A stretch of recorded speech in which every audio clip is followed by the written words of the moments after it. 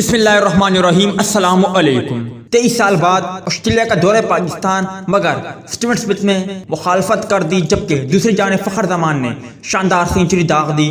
آج کی زیر نظر ویڈیو میں آپ بھائیوں کو اسی بارے میں بتائیں گے، مگر مزید تفصیلات کی طرف بڑھنے سے پہلے اس ویڈیو کو لائک کریں اور کمنٹ سیکشن میں آپ بھائی اس اپڈیٹ کے متعلق اپنی رائے کے ساتھ ضرور کریں۔ آسٹریلیا کرکٹ ٹیم 23 سال کے بعد اگلے سال فروری میں پاکستان کا دورہ شیڈول ہے، مگر آسٹریلیا کے سابق کپتان اسٹیون اسمتھ نے مخالفت کر دی۔ اسٹیون اسمتھ نے اپنے بیان میں کہا کہ برِ صغیر کا دورہ ہمیشہ چیلنج کی حیثیت رکھتا ہے۔